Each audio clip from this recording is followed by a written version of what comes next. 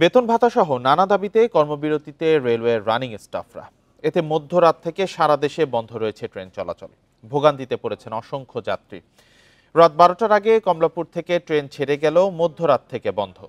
এর আগে সোমবার রেল ভবনে বৈঠকের আমন্ত্রণ প্রত্যাখ্যান করেন রানিং স্টাফরা। রেলওয়ের কর্মীদের অভিযোগ, দিনে 8 ঘন্টার জায়গায় রানিং স্টাফদের কাজ করতে হয় 15 থেকে 18 ঘন্টা। নেতারা বলছেন, দীর্ঘদিন ধরে ন্যায্য মজুরির দাবি জানানোর পরও কর্তৃপক্ষ কোনো ব্যবস্থা নিচ্ছে না। এদিকে অর্থ মন্ত্রণালয়কে এসব দাবির বিষয়ে জানানো হয়েছে উল্লেখ করে কর্মসূচি প্রত্যাহারের আহ্বান রেলপথ উপদেষ্টার। এদিকে দাবি আদায়ে চট্টগ্রাম রেল স্টেশনেও বিক্ষোভ করেন শ্রমিকরা।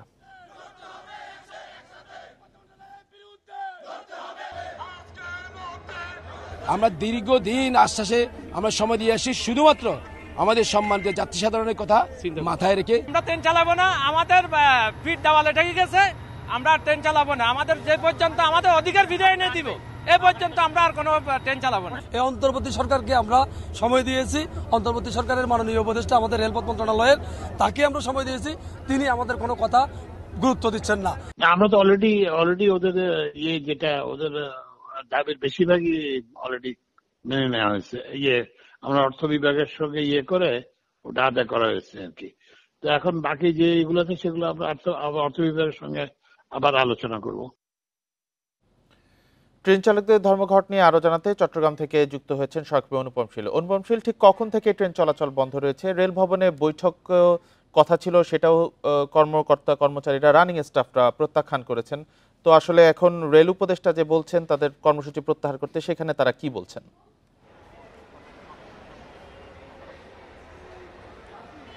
চট্টগ্রাম থেকে মূলত আজকে সকাল থেকে যে ট্রেন চলাচল সেটি বন্ধ আছে এবং আপনি দেখতে পাচ্ছেন যে রেলওয়ে স্টেশনে প্রচুর মানুষের ভিড় ইতোমধ্যে তৈরি হয়েছে।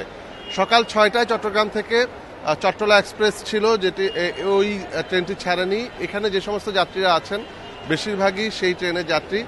এর বাইরে 7টায় সুবর্ণ এক্সপ্রেস যেটি ঢাকামুখী, সেটিও আসলে ছাড়েনি। স্বভাবতই এই দুটি ট্রেনের যাত্রীরা যারা মূলত জানতেন না, অনেক যাত্রী আছেন যে এই ধর্মঘটের বিষয়টি তারা অবগত ছিলেন না, তারা কয়েকদিন আগে টিকিট কেটেছিলেন, তাদেরকেই কিন্তু এখন সকলেই এখানে এসে ভিড় করছেন। আরেকটি অনিশ্চয়তা তৈরি হয়েছে, সেটি হচ্ছে মূলত ট্রেনের যারা টিকিট কেটেছেন সেই টিকিটের টাকা কিভাবে ফেরত পাবেন, অর্থাৎ রিফান্ডের বিষয়টি। এবং এখানে আমরা যেটি দেখছি যে স্টেশন মাস্টার বা স্টেশন ম্যানেজারের কক্ষে কেউ নেই, যার ফলে আসলে যাত্রীদের মধ্যে একটি দোটানা আছে যে আসলে কিভাবে টাকা ফেরত পেতে পারেন। অনেকে আছেন এখানে বুকিং কাউন্টারের সামনে ভিড় করছেন, অর্থাৎ তাদের কাছে সঠিক জবাবটিও নেই। আর যেহেতু এই ধর্মঘটটি লোকো রানিং স্টাফদের, সেক্ষেত্রে আমরা একটু আগে দেখেছি যে ঢাকা থেকে বিশেষ করে তুনা নিশিতা, যেটি ঢাকা থেকে গতকাল রাত্রে ছেড়েছিল, সেই ট্রেনটি এখন এসে পৌঁছেছে। তবে সেই এরপরে আর অর্থাৎ যারা 12টার আগে যে সমস্ত ট্রেন চট্টগ্রামমুখী ছিল সেই সমস্ত যাত্রীরা আসছেন, কিন্তু অনেক যাত্রী আছেন দূর দূরান্ত থেকে, বিশেষ করে কক্সবাজার, বান্দরবান, রাঙামাটি, খাগড়াছড়ি এই সমস্ত এলাকা থেকে চট্টগ্রাম হয়ে ভ্রমণ করেন, দেশে ট্রেন ভ্রমণ করেন। তাদের অনেকেই কিন্তু এখন স্টেশনে এসে তাদের যে মালামাল বা তাদের যে ব্যাগেজ আছে সে ব্যাগেজ দিয়ে একটি বিপাকেই পড়েছেন বলা যায়। তবে এই প্রেক্ষাপটে আমরা এখানে ট্রেনের টিকিট রিফান্ড অথবা এই পরিস্থিতি কখন স্বাভাবিক হবে এই বিষয়ে আসলে কথা বলার মতো কাউকে আমরা ওইরকম দেখছি না। স্বভাবতই সাধারণ মানুষের মধ্যে যারা যাত্রীরা আছেন, সাধারণ যাত্রীর মধ্যে এক ধরনের উৎকণ্ঠা তো আছেই, আর অনেকেই ক্ষুব্ধ। তো এই তারা যাত্রীরা যেটি বলছেন যে এই সমস্যাটি, অর্থাৎ যারা জানেন এই বিষয়টি নিয়ে কিছুটা, তারা বলছেন যে এই সমস্যাটি যেহেতু, অর্থাৎ এই ধর্মঘটের ডাক যেহেতু বেশ কিছুদিন আগে হয়েছে, সেক্ষেত্রে সংশ্লিষ্ট কর্তৃপক্ষকে আগে থেকেই উদ্যোগী হওয়া উচিত ছিল, তাহলে হয়তো এই ধরনের ভোগান্তি এড়ানো যেত। তবে আজকে সকাল 10টা পর্যন্ত চট্টগ্রাম থেকে দেশের বিভিন্ন প্রান্তমুখী বা বিভিন্ন গন্তব্যমুখী মোট 5টি ট্রেনের মতো রয়েছে আন্তনগর ট্রেন। কোনো ট্রেনই আসলে এখন ছেড়ে যাওয়ার কোনো আশঙ্কা দেখা যাচ্ছে না, এবং কিছু কিছু ট্রেনের ইঞ্জিনও কিন্তু এখনো লোকো রানিং রুম যেটি আছে অর্থাৎ পাহাড়তলিতে অবস্থান করছে, এবং সেখানে রানিং স্টাফরা গতকাল রাত্রেও ছিল, এখনো আসলে সেখানে আমরা দেখছি যে তারা বিক্ষোভ সমাবেশ করছে, তাদের অবস্থান কর্মসূচি পালন করছেন। অর্থাৎ একটি অনিশ্চয়তার মুখে যাত্রীরা আছেন, তারা ঠিক জানেন না কিভাবে, যারা টিকিট কেটেছেন টিকিট কিভাবে রিফান্ড হবে, আবার যারা বিভিন্ন না জেনে বিভিন্ন জায়গা থেকে এখন স্টেশনে এসে পড়েছেন তারাও একটি ভোগান্তির মুখে পড়েছেন। রেলের রানিং স্টাফদের কর্মবিরতির বিষয়ে চট্টগ্রাম থেকে জানাচ্ছিলেন সহকর্মী অনুপম শীল। খুলনায় ট্যাঙ্ক লরি শ্রমিক নেতাকে গ্রেপ্তারের প্রতিবাদে ধর্মঘটে নেমেছে শ্রমিকরা। এর জেরে খুলনা সহ 16 জেলায় জ্বালানি তেল সরবরাহ ও পরিবহন বন্ধ রয়েছে। তবে এখন পর্যন্ত ধর্মঘটের কারণে ডিপোগুলোতে জ্বালানি তেলের সংকট দেখা দেয়নি, জানিয়েছেন সংশ্লিষ্টরা। এদিকে অভিযুক্ত শ্রমিক নেতা আলী আজিমের জামিন নামঞ্জুর করেছে আদালত।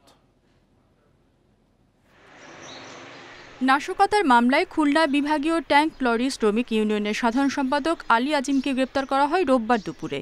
এরপরই বিক্ষোভে নামেন ট্যাঙ্ক লরি শ্রমিকরা। বন্ধ করে দেওয়া হয় পদ্মা, মেঘনা ও যমুনা ডিপো থেকে জ্বালানি তেল উত্তোলন ও পরিবহন। শ্রমিকদের দাবি, বিএনপি অফিসে ভাঙচুরের ঘটনার সাথে জড়িত না থাকার পরও শ্রমিক নেতাদের বিরুদ্ধে মিথ্যা মামলা দেওয়া হয়েছে। অবিলম্বে আলী আজিমকে মুক্তি দেওয়া সহ মামলা প্রত্যাহার না হলে আন্দোলন চালিয়ে যাওয়ার হুঁশিয়ারি শ্রমিক নেতাদের। আমাদের সাধারণ সম্পাদক আলী আজিম সাহেবের মুক্তি, নিঃশর্ত মুক্তি এবং মিথ্যা মামলা প্রত্যাহার না করা পর্যন্ত আমরা কর্মবিরতিতে থাকবো। যতক্ষণ পর্যন্ত আলী আজিম ভাইয়ের নামে এই মিথ্যা মামলা প্রত্যাহার না হবে এবং তাকে মুক্তি দেওয়া না হবে, ততক্ষণ পর্যন্ত আমরা কোনো শ্রমিক গাড়ি চালাবো না। আমার নেতারা সিদ্ধান্ত নিয়েছি, আমরা অব্যাহত রাখবো এই কর্মসূচি। এই মামলা সম্পূর্ণ মামলা প্রত্যাহার না হবো। আর আমাদের কর্মসূচি যদি মালিকরাও চালাই দেয়, তাহলে আমরা শ্রমিক গাড়ি চালাবো না।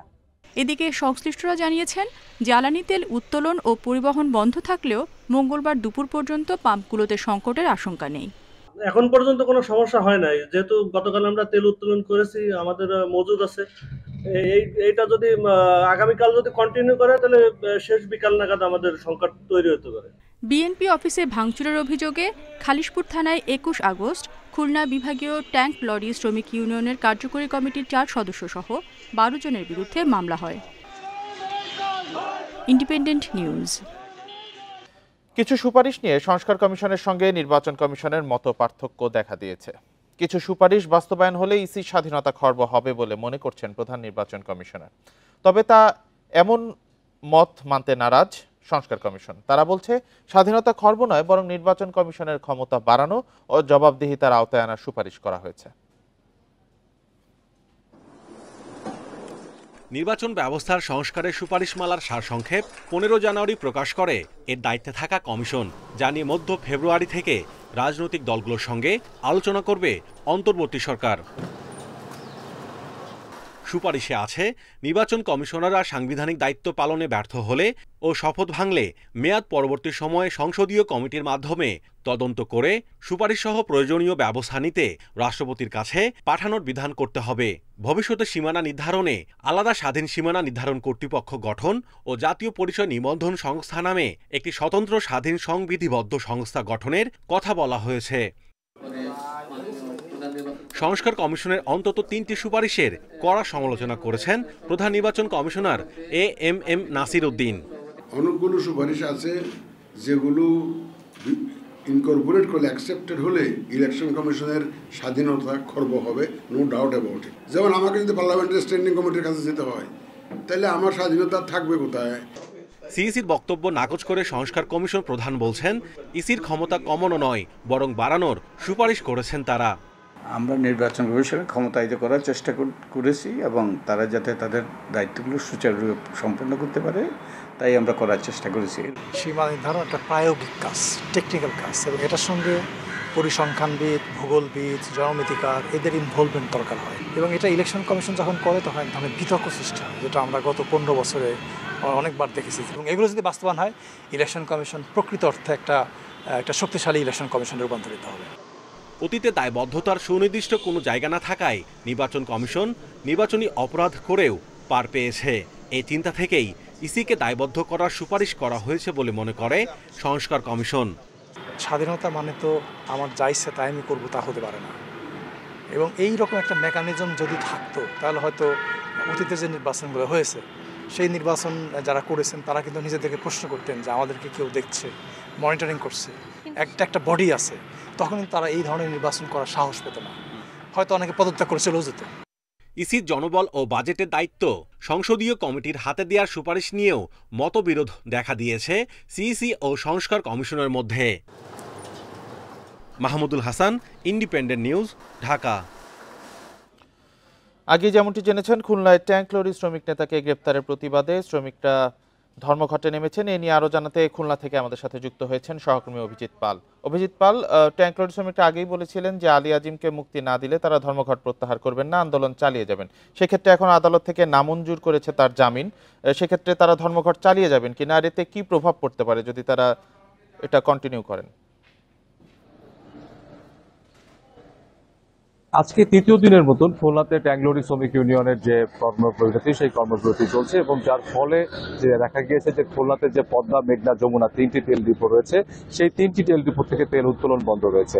মূলত এই তিনটি তেল ডিপো থেকে খুলনা বিভাগের যে 10টি জেলা রয়েছে সেই 10টি জেলাতে মূলত তেল সরবরাহ করা হয়ে থাকে, এবং এর পাশাপাশি বৃহত্তর ফরিদপুরের যে 6টি জেলা রয়েছে, মোট 16টি জেলায় তেল সরবরাহ হয়ে থাকে। আমরা এখন খুলনা জেলার একটি পাম্পে আছি, এবং আমরা এই পাম্পে এসে কিছুক্ষণ আগে কথা বলেছি। তারা বলছেন যে তারা গত দুদিন ধরে তারা কোনো প্রকারই কোনো তেল ডিপো থেকে তুলতে পারেননি। তাদের স্টকে যে তেল ছিল সেই তেল তারা এখনো পর্যন্ত বিক্রি করছেন, এবং তারা বলছেন যে যতক্ষণ পর্যন্ত তারা স্টকে তেল থাকবে তারা ততক্ষণ বিক্রি করবেন, কিন্তু স্টকে তেল শেষ হয়ে যাওয়ার পরে আসলে এই তেল বিক্রি বন্ধ হয়ে যাবে, এবং সেক্ষেত্রে ভোগান্তিতে পড়তে হবে সাধারণ মানুষদেরকে, এবং পরিবহন চালক থেকে শুরু করে সকলকে আসলে এক ধরনের ভোগান্তিতে পড়তে হবে।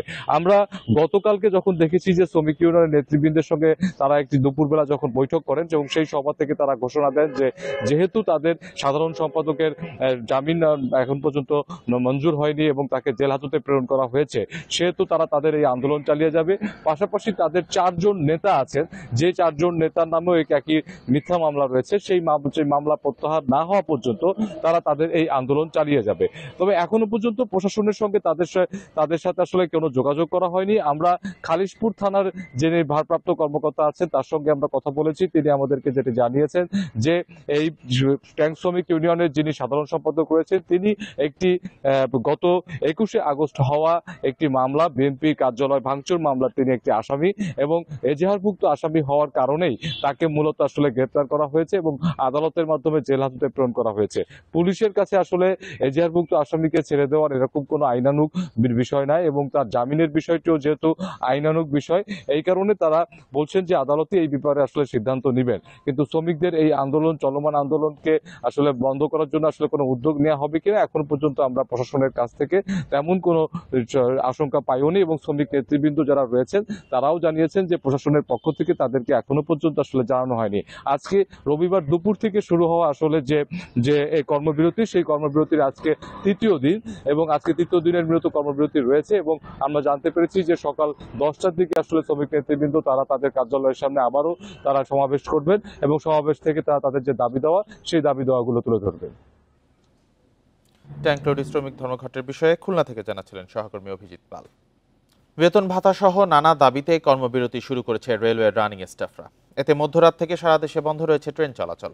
এ বিষয়ে আরো জানাতে রাজধানীর কমলাপুর রেলওয়ে স্টেশন থেকে যোগ দিয়েছেন সহকর্মী পিয়াস সাহা। পিয়াস, ট্রেন চলাচল বন্ধের ফলে কি ধরনের ভোগান্তিতে পড়েছেন যাত্রীরা? সবাই অবগত কিনা যে ট্রেন চলাচল বন্ধ থাকবে আজকে থেকে? যারা ইতিমধ্যে টিকিট কিনে ফেলেছেন তাদের রিফান্ডের বিষয়ে দায়িত্বশীল কারোর বক্তব্য পাওয়া গেছে কিনা?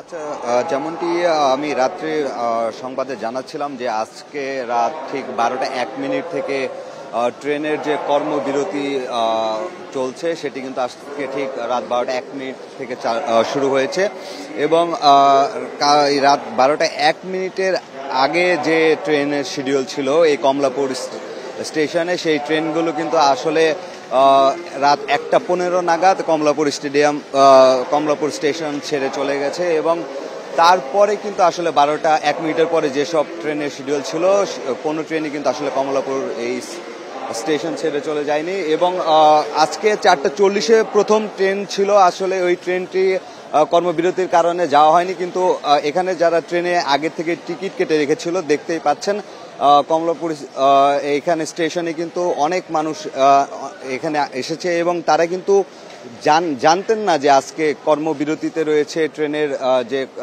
কর্মচারীরা রয়েছেন, তারা যে বিভিন্ন দাবি আদায়ের জন্য কর্মবিরতিতে গেছেন। এখানে বেশিরভাগ মানুষই সেটা জানে না। আমি তাদের সাথে এখানে এসে কথা বলেছি, তারা যেটা বলছে যে তারা টিকিট কেটে রেখেছে এবং তাদের ট্রেন যখন ছিল তার ঘন্টা 1 ঘন্টা 1.5 ঘন্টা আগে তারা এখানে এসে বিষয়টি জানতে পেরেছেন এবং এখানে এসে তারা যেটি দেখছে যে স্টেশনে আসলে ওইরকম কেউ নেই যে তাদের এই সব কিছুর জবাব দেবে, কিন্তু মাইকে আসলে বলা হচ্ছে, ঘোষণা করা হচ্ছে যে ট্রেনে যারা টিকিট কেটেছে, ট্রেন যেটি যাবে না তারা কিন্তু চাইলে কাউন্টার থেকে টিকিটের টাকাটা ফেরত নিতে পারে এবং যারা অনলাইন থেকে টিকিট কেটেছে তারা কিন্তু অনলাইনের মাধ্যমে আসলে টাকাটা ফেরত পাবে। আপনি দেখতে পাচ্ছেন এখানে কমলাপুরে এই স্টেশনে কিন্তু অনেক মানুষই অপেক্ষায় রয়েছে। এখানে প্রথম ট্রেন ছিল আজকে 4:40 ভোরে, এরপর 5:40 একটা ট্রেন ছিল এবং 6:15 কক্সবাজার একটি ট্রেন ছিল এবং এখানে শুধু যে দেখতে পাচ্ছেন আইন শৃঙ্খলা বাহিনীও রয়েছে। এখানে সকাল থেকে এত ভিড় ছিল যে বিশৃঙ্খলতা যেন না হয়, হঠাৎ করে মানুষ যেন ট্রেন বন্ধ হয়ে গেছে এটা জানতে পেরে কোনো ধরনের বিশৃঙ্খলা করতে না পারে, তাই এখানে কিন্তু আইন শৃঙ্খলা বাহিনী মোতায়েন করা হয়েছে। আমি গতকাল রাত্রে এখানে ছিলাম, রাত্রে কিন্তু আসলে আইন শৃঙ্খলা বাহিনী এখানে ছিল না। সকালে যেহেতু চাপটা বাড়বে সেইটা ভেবেই হয়তো এখানে আইন শৃঙ্খলা বাহিনীকে আনা হয়েছে। দেখতে পাচ্ছেন অনেকে এখানে যারা নিজস্ব গন্তব্যে যাওয়ার জন্য সকালে আসছিল তারা কিন্তু আসলে কিছু হতাশ হয়ে ফিরে যাচ্ছে এবং এখানে অনেকে অপেক্ষা করছে যে হয়তোবা ট্রেন চলবে এই আশাতেও আছে অনেকে। আমি অনেকের সাথে কথা বলেছি, তারা বলছে হয়তো কর্মবিরতি শেষ হয়ে গেলে হয়তো ট্রেন চলাচল শুরু হবে, কিন্তু আসলে এখানে দেখতেই পাচ্ছেন শুধু যে বাচ্চা থেকে শুরু করে মহিলা সবারই কিন্তু আসলে একটি বিড়ম্বনা পরিস্থিতি তৈরি হয়েছে এখানে। এবং কর্তৃপক্ষ আসলে যদি স্টেশন মাস্টারের কথা বলি বা ম্যানেজারের কথা বলি, এখানে কিন্তু আমরা কাউকে দেখতে পাচ্ছি না ওইভাবে সকালবেলায়। গতকাল রাত্রেই কিন্তু আসলে 1টার দিকে স্টেশন মাস্টারের যে রুম রয়েছে সেখানে তালা ঝুলানো দেখা গেছে এবং সকালবেলাও কিন্তু সেই একই ধরনের অবস্থায় দেখা যাচ্ছে এবং অনেকেই বলছে তারা এটি আসলে তাদের যদি কোনোভাবে জানিয়ে দেওয়া হতো আগের থেকে তাহলে তাদের জন্য জিনিসটা ভালো হতো। অনেকেই বাচ্চা নিয়ে এখানে এসেছেন, অনেকে অনেক ব্যাগ নিয়ে এখানে এসেছেন, সবকিছু মিলিয়ে আসলে একটি বিড়ম্বনায় তৈরি হয়েছে। তারা ট্রেনের যে লোকজন রয়েছে, কর্মচারী রয়েছে, তারা হয়তো কর্মবিরতিতে গেছে নিজেদের দাবি আদায়ের জন্য, তবে এই দাবি আদায়ের তারা করতে গিয়ে আসলে কিন্তু ভোগান্তিতে পড়েছে সাধারণ মানুষই। সাধারণ যাত্রীরা ভোগান্তিতে পড়েছেন দেখাই যাচ্ছে সেটি। কমলাপুর রেলওয়ে স্টেশন থেকে জানাচ্ছিলেন সহকর্মী পিয়াস সাহা। ইবাদত বন্দেগীর মধ্য দিয়ে পবিত্র লাইলাতুল মেরাজ পালন করেছেন ধর্মপ্রাণ মুসলমানরা। ইসলাম ধর্মে শবে মেরাজের গুরুত্ব অত্যন্ত তাৎপর্যপূর্ণ। এই মেরাজের মধ্য দিয়েই মুসলমানদের জন্য নামাজ ফরজ করা হয়। এ রাতেই প্রতিদিন 5 বার নামাজ আদায় করার বিধান নিয়ে আসেন প্রিয় নবী হযরত মুহাম্মদ সাল্লাল্লাহু আলাইহি সাল্লাম। মেরাজ সংঘটিত হয়েছিল মহানবী হযরত মুহাম্মদ সাল্লাল্লাহু আলাইহি সাল্লামের নবুয়তের 11তম বছরের 27শে রজব। রাসূলের মেরাজ হয়েছিল সশরীরে জাগ্রত অবস্থায়। কোরআনের সূরা বনী ইসরাইলে আল্লাহ তাআলা মেরাজের বর্ণনায় ঘোষণা করেন, আল্লাহ তার বান্দাকে রাত্রি ভ্রমণ করিয়েছেন মসজিদুল হারাম থেকে মসজিদুল আকসা পর্যন্ত, যার আশপাশ আল্লাহ বরকতময় করেছেন, যাতে তিনি নবীকে তার নিদর্শনসমূহ দেখাতে পারেন। নিশ্চয়ই আল্লাহ সর্বশ্রোতা সর্বদ্রষ্টা। মহানবী সাল্লাল্লাহু আলাইহি সাল্লাম আল্লাহর সাক্ষাৎ লাভ করেন এবং 5 ওয়াক্ত নামাজের বিধান নিয়ে ফেরেন দুনিয়ায়। সমসাময়িক রাজনীতি ও দলের বিভিন্ন ইস্যুতে বিএনপির স্থায়ী কমিটির বৈঠক অনুষ্ঠিত হয়েছে। লন্ডন থেকে অনলাইনে যুক্ত হওয়া দলের ভারপ্রাপ্ত চেয়ারম্যান তারেক রহমানের সভাপতিত্বে অনুষ্ঠিত হয় এই বৈঠকটি। সোমবার রাত 8টায় বিএনপি চেয়ারপারসনের গুলশান কার্যালয়ে শুরু হয় দলটির নীতি নির্ধারণী ফোরামের এ বৈঠক। এতে উপস্থিত ছিলেন দলটির মহাসচিব মির্জা ফখরুল ইসলাম আলমগীর, স্থায়ী কমিটির সদস্য ডক্টর আব্দুল মঈন খান, আমির খসরু মাহমুদ চৌধুরী, সালাউদ্দিন আহমেদ, গয়েশ্বর রায়, হাফিজউদ্দিন আহমেদ এবং সেলিমা ইসলাম। বিএনপি সূত্রে জানা যায়, দলের প্রাথমিক সদস্য পদ নবায়ন কার্যক্রম ত্বরান্বিত করা, 31 দফাকে তৃণমূল মানুষের কাছে নেওয়া সহ দল সুসংগঠিত করার বিভিন্ন বিষয়ে আলোচনা হয়। এছাড়া দ্রুত নির্বাচনের দাবি জোরালো করতে সমমনা বিভিন্ন দলের সাথে যোগাযোগ বাড়ানোর বিষয়েও আলোচনা হয় বৈঠকে।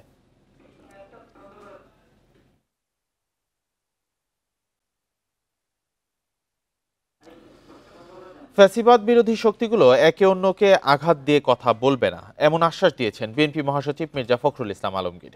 সোমবার রাজধানীর পল্টনে ইসলামী আন্দোলনের সঙ্গে বিএনপির বৈঠক শেষে একথা জানান তিনি। এদিকে নির্বাচন ঘিরে দুই দলের মধ্যে আলোচনা চলবে বলে জানান ইসলামী আন্দোলনের আমির সৈয়দ রেজাউল করিম। জামাতের সঙ্গে বৈঠকের 1 সপ্তাহের ব্যবধানে বিএনপির সঙ্গে বৈঠকের আমন্ত্রণ ইসলামী আন্দোলন বাংলাদেশের। সোমবার দুপুরে রাজধানীর পল্টনে দলটির কেন্দ্রীয় কার্যালয়ে যান বিএনপি মহাসচিব মির্জা ফখরুল ইসলাম আলমগীর সহ দলটির সিনিয়র নেতারা। উভয় দলের নেতাকর্মীদের মধ্যে চলে প্রায় ১.৫ ঘণ্টা বৈঠক। আলোচনায় উঠে আসে স্বাধীন সার্বভৌম টেকসই রাষ্ট্র গঠনে জাতীয় ঐক্য গড়ে তোলার কথা, দুর্নীতি ও সন্ত্রাস রোধ, ভোটাধিকার নিশ্চিত, আওয়ামী ফ্যাসিবাদ বিরোধী সকল শক্তি একসঙ্গে কাজ করা সহ 10টি বিষয়ে একমত হয় রাজনৈতিক দল দুটি। এছাড়া ইসলাম বিরোধী কোনো সিদ্ধান্ত বা কথা না বলার সিদ্ধান্তও নেওয়া হয়। ফ্যাসিবাদ বিরোধী শক্তিগুলো আগামী একে অপরের বিরুদ্ধে আঘাত করে কথা বলবে না। আগামীতে যাতে আমেরিকার মতো আর কোনো ফ্যাসিবাদী শক্তি ক্ষমতায় আসতে না পারে সে ব্যাপারে আমরা রাজনৈতিকভাবে ঐক্যবদ্ধ থাকব। ইসলামী শরিয়া বিরোধী কোনো সিদ্ধান্ত নেওয়া হবে না এবং ইসলাম বিরোধী কোনো কথা কেউ বলবে না। 1 বছরের মধ্যে জাতীয় নির্বাচনের দাবি জানান ইসলামী আন্দোলন বাংলাদেশের আমির সৈয়দ রেজাউল করিম। যৌক্তিক সময়টা আমরা বলেছি 1 থেকে 1.5 বছরের মধ্যে, এরকম একটা কথা আমরা বলেছি। আর 6 মাস তো প্রায় চলেই গেল, আর 1 বছরের মধ্যেই সুন্দর একটা জাতীয় নির্বাচনের ব্যবস্থা করবে, এটাই আসলে মূলত আমাদের কথা। এদিকে প্রশাসন থেকে আওয়ামী ফ্যাসিবাদের দোসরদের দ্রুত অপসারণেরও দাবি বিএনপি ও ইসলামী আন্দোলন বাংলাদেশের। ইকরামুল কবির, ইন্ডিপেন্ডেন্ট নিউজ, ঢাকা। চট্টগ্রাম বন্দরে নিশ্ছিদ্র নিরাপত্তার মধ্যেই ঘটছে চুরির ঘটনা। এই ঘটনায় সোমবার একজনকে আটক করে নিরাপত্তারক্ষীরা। তবে স্পর্শকাতর এই স্থাপনার নিরাপত্তায় বড় উদ্যোগ থাকলেও তাকে পাশ কাটিয়ে এমন ঘটনায় উদ্বিগ্ন বন্দর ব্যবহারকারীরা। কর্তৃপক্ষ বলছেন নিরাপত্তা ব্যবস্থা নিয়ে নতুন করে ভাবছেন তারা। গত 21 ও 22 জানুয়ারি চট্টগ্রাম বন্দর পরিদর্শনে আসেন ইউএস কোস্টগার্ড আইএসপিএস এর 5 সদস্যের একটি দল। বন্দরের নিরাপত্তা ব্যবস্থাপনা নিয়ে সন্তুষ্টির কথাই জানিয়েছিল তারা, কিন্তু সপ্তাহ না যেতেই বন্দর থেকে পণ্য চুরির একটি ভিডিও ভাইরাল হয়। নিরাপত্তা চোখ ফাঁকি দিয়ে চুরির এই ঘটনায় উঠেছে নানা প্রশ্ন। নিরাপত্তা স্থাপনা ব্যবহার করে চুরি হওয়ায় উদ্বিগ্ন বন্দর ব্যবহারকারীরা। বন্দরের নিরাপত্তা সম্পর্কে আমাদের অনেক উচ্চ ধারণা ছিল, এইটা দেখার পরে আমরা আসলে হতাশা ডুবে যাচ্ছি। কারণ আমাদের এই ধরনের পণ্য যদি ছুঁড়ে ফেলা হচ্ছে জাহাজ থেকে নিচে এবং এখান থেকে কুড়িয়ে নিয়ে যাচ্ছে, এটা খুবই দুঃখজনক। সরিষার মধ্যে ভূত ঢুকে গেছে কিনা খুঁজে দেখার জন্য আমি প্রশাসনকে অনুরোধ জানাবো। বন্দরে প্রতিদিন অসংখ্য মানুষের যাতায়াত, এদের মধ্যে শ্রমিক, কর্মচারী, যানবাহন চালক থেকে শুরু করে দেশি বিদেশি প্রতিষ্ঠানের কর্মী রয়েছেন। এই ঘটনায় নতুন করে নড়েচড়ে বসেছেন কর্তৃপক্ষ। ওয়াচ টাওয়ার যেটা ব্যবহার করেছে ওয়ালের কোলোকেটেড হওয়ার কারণে এই বিষয়টা ব্যবহার করতে পেরেছে। তো আমরা এই বিষয়টা আইডেন্টিফাই করেছি। তো আমরা আরও সিকিউরিটি বাড়ানোর চেষ্টা করতেছি জায়গাগুলোতে, যাতে ভবিষ্যতে এই কাজগুলো করতে না পারে। ডিউটি ডিস্ট্রিবিউশন করে আপনি সব জায়গায় অনেক বেশি ভিজিলেন্স নিয়ে আসতে পারেন। তো আশা করি যে আমরা যেভাবে কাজ করে যাচ্ছি এই বিষয়গুলো এড়ানো সম্ভব হবে। কমাস আগে কন্টেইনার থেকে ল্যাপটপ চুরির ঘটনা এখনও আলোচিত। রবিবার চুরির ঘটনার পর একজনকে আটক করা হয়। তার দেয়া তথ্যে আরও 4 জনকে খুঁজছে আইনশৃঙ্খলা বাহিনী। অনুপম শীল, ইন্ডিপেন্ডেন্ট নিউজ, চট্টগ্রাম। আগুনের ক্ষতি কমাতে প্রতিষ্ঠানগুলোকে নিয়মিত ফায়ার ড্রিল বা প্রশিক্ষণে নিশ্চিত করার উপর গুরুত্ব আরোপ করেছেন বিশ্লেষকরা। বলছেন ঢাকা ও ঢাকার বাইরের স্থাপনায় আগুন নেভানোর পর্যাপ্ত উপকরণ ও এর ব্যবহারে দক্ষ জনবল থাকাটাও জরুরি। গত ডিসেম্বরে সচিবালয়ে আগুন লাগে রাত 1:40। রাত 2টায় ছড়িয়ে পড়ে আগুন। শনাক্ত করার উপকরণ না থাকায় আগুন লাগার সংকেত মেলেনি। এই আগুনে ব্যাপক ক্ষয়ক্ষতি হয়। গত নভেম্বরে নারায়ণগঞ্জের সোনারগাঁয়ে একটি টিস্যু কারখানায় আগুন লাগে। প্রতিষ্ঠানটির নিজস্ব ফায়ার ফাইটার থাকার পরও আগুন নিয়ন্ত্রণে আনা যায়নি। সচিবালয় ও সোনারগাঁওয়ে টিস্যু কারখানার আগুন নেভানোর সকল সুবিধা থাকার পরেও তার নিয়ন্ত্রণের ব্যর্থতার জন্য সেখানকার ফায়ার ফাইটারদের প্রশিক্ষণ ও ব্যবস্থাপনার অভাবকে দায়ী করছেন বিশ্লেষকেরা। ফায়ার সেফটি প্ল্যান প্রণয়ন এবং বাস্তবায়ন 1 নম্বর। 2 নম্বর হচ্ছে প্ল্যানে যেটা উল্লেখ করা হয়েছে সেটা ক্রয় এবং বাস্তবায়ন করা। 3 নম্বর হচ্ছে নিয়মিত প্রশিক্ষণের মাধ্যমে ওই ভবনের যারা বাসিন্দা রয়েছেন, যারা ইউজার এন্ডে প্রাথমিকভাবে সব কার্যক্রম করার জন্য রেডি থাকা। ঘটনা তদন্তে করা সরকারি বেসরকারি কমিটিগুলোর সুপারিশ বাস্তবায়ন না করায় অগ্নি দুর্ঘটনা কমানো যাচ্ছে না। অনেক জায়গায় দেখা যাচ্ছে যে আপনার ব্যবস্থা আছে কিন্তু সেটা কার্যকর না, এবং আমি অনেক ইন্ডাস্ট্রিতে দেখেছি তারা কোটি কোটি টাকার ইকুইপমেন্ট কিনছে, ফায়ার ইকুইপমেন্ট, কিন্তু প্রয়োজনের সময় দেখা যাচ্ছে বন্ধ। কারণ হচ্ছে যে আপনার ফলস অ্যালার্ম দেয়, এই জন্য তারা অ্যালার্ম সিস্টেমটাকে বন্ধ রাখছে। ট্রেনিংয়ের ব্যবস্থা থাকতে হবে, তারপরে হচ্ছে যে আপনার সচেতনতাও গ্রো করতে হবে। অগ্নি নিরাপত্তা নিশ্চিতে প্রতিষ্ঠানগুলো বিনিয়োগে আগ্রহী নয় মন্তব্য করে বিশ্লেষকদের পরামর্শ, নিয়মিত ফায়ার ড্রিল বা প্রশিক্ষণ নিশ্চিত করা গেলে অগ্নিকাণ্ড অনেকাংশে কমিয়ে আনা সম্ভব। Arafatur Rahman, independent news, Dhaka. নানা সংকট কাটিয়ে বোরো মৌসুমের ধান আবাদ করছেন চাষিরা। এবার সার শ্রমিক সহ প্রয়োজনীয় উপকরণের অস্বাভাবিক দাম বৃদ্ধি চাপে ফেলেছে চাষিকে। খরচ বেশি হয়, বেড়েছে লোকসানের আশঙ্কাও। শীত উপেক্ষা করে বোরো মৌসুমের ধানের জমি তৈরি চারা রোপণ। মেহেরপুর, চুয়াডাঙ্গা, ঝিনাইদহ, কুষ্টিয়া, মাগুরা, বেনাপোলে মাঠে মাঠে দেখা যাচ্ছে ব্যস্ততা। সার, বীজ, ডিজেলের দাম বাড়ার পাশাপাশি সময় মতো সেচ না পাওয়ায় ভোগান্তিতে পড়তে হয়েছে অনেক চাষিকে।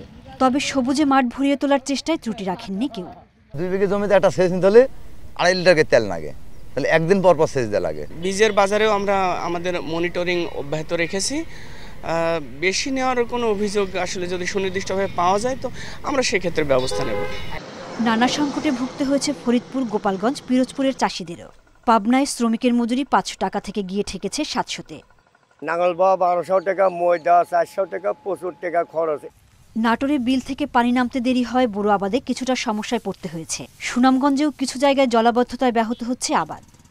ভাই আওরা যেতটুকু মনে করেন যে অন্তরে পানি শুকায় না, ঠিক আছে, না শুকানি তো আমরা অন্তরে জমি টমি লাগাইতে পারতাছি না। মৌলভীবাজারে এবার বোরো আবাদ হচ্ছে 2000 হেক্টরের বেশি জমিতে। লক্ষ্যমাত্রার চেয়ে উৎপাদন বাড়ার আশা করছে কৃষি বিভাগ। লক্ষ্মীপুরে আবাদের শুরুতে পানির সংকট এবং শীতের কারণে শ্রমিক না পাওয়ায় দুশ্চিন্তায় চাষি। চাঁদপুরে কয়েক হাজার চাষি বিপাকে সেচ কার্যক্রম চালু না হয়। আমাদের এলাকায় এখনো পানি পাইতেছি না, আমরা কোনো রোলার লাগাইতে পারতেছি না। ঠাকুরগাঁওয়ে পলিথিন দিয়ে ঢেকে শীত থেকে ধানের চারা রক্ষা করছেন চাষিরা। কৃষি উপকরণের দাম বাড়ায় পঞ্চগড়ে কমে আসছে বোরো আবাদের পরিধি। কৃষি উপদেষ্টা জানিয়েছেন সারের কোনো সংকট নেই, কেউ সংকট তৈরির চেষ্টা করলে কঠোর ব্যবস্থা নেওয়া হবে। যদি কেউ সারের কৃত্রিম সংকট করার চেষ্টা করে, আমি আইন শৃঙ্খলা বাহিনী এবং ডিভিশনাল কমিশনার সাহেব আছে, তাদের বলবো তাদের এগেনস্টে প্রপার অ্যাকশন নেওয়ার জন্য। শেরপুরে বন্যার ক্ষতি কাটিয়ে উঠতে বোরো আবাদ বাড়ানোর পরামর্শ দিচ্ছে কৃষি অফিস। জেলায় চলতি মৌসুমে ৯১,৯০০ হেক্টর জমিতে চাষের লক্ষ্যমাত্রা নির্ধারণ করা হয়। সোহেলি জাহান, ইন্ডিপেন্ডেন্ট নিউজ। এ নিয়ে আরো জানাতে মাগুরা ও শেরপুর থেকে যুক্ত হয়েছেন সহকর্মীরা। প্রথমে মাগুরা থেকে জানাবেন সহকর্মী হেলাল হোসেন।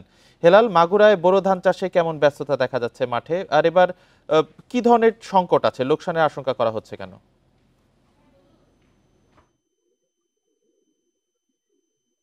আপনাকে প্রথমেই জানিয়ে রাখি, তীব্র শীতে কিন্তু মাগুরার জনজীবন একেবারে বিপাকে পড়েছে।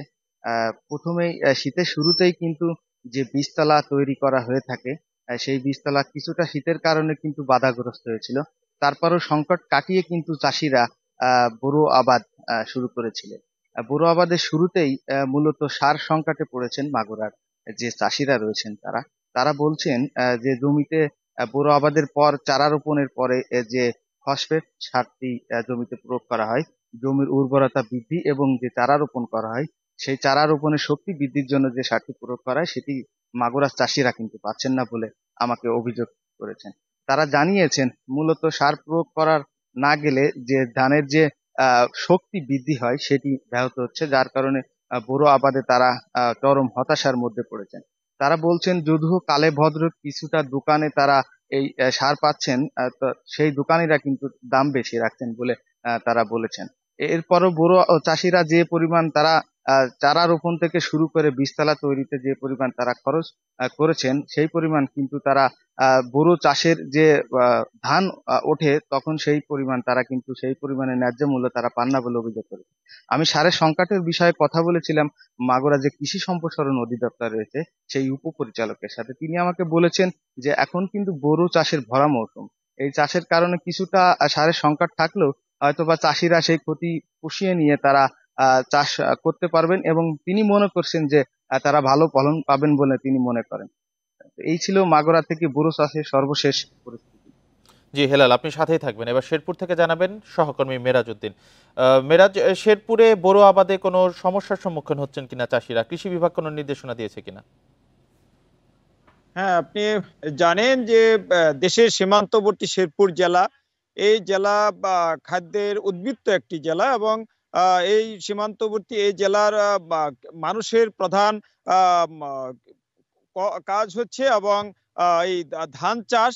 এবছর চলতি মৌসুমে কিন্তু 91,900,432 হেক্টর জমিতে বোরো ধানের চাষ করার লক্ষ্যমাত্রা স্থির করা হয়েছে এবং ইতিমধ্যে কিন্তু আসলে আমরা কৃষি বিভাগের সাথে কথা বলেছি। তারা যেটা জানিয়েছেন যে এবছর কিন্তু শেরপুর জেলার কৃষকরা আগেভাগেই বোরো ধানের চারা রোপণ কাজ শুরু করেছে এবং ইতিমধ্যে কিন্তু 46,000 হেক্টর জমির বোরো ধানের চাষ ইতিমধ্যে বীজতলা চারা রোপণ কাজ সম্পন্ন করেছেন। আরেকটা বিষয় আমি আপনাকে জানিয়ে রাখতে চাই, গত বছরের স্মরণকালের ভয়াবহ বন্যায় শেরপুর জেলার কিন্তু বেশিরভাগ জমির আমন ধানের ক্ষতি হয়ে সম্পূর্ণ ক্ষতিগ্রস্ত হয়েছিল কৃষকরা এবং এবছর কিন্তু আসলে পুরো জেলার যে কৃষি আবাদযোগ্য জমি এগুলো প্রায় খালি ছিল, যে কারণে কৃষকরা কিন্তু ইতিমধ্যেই খুব জোরে সোরে এই বোরো আবাদের তারা চাষ শুরু করে দিয়েছেন।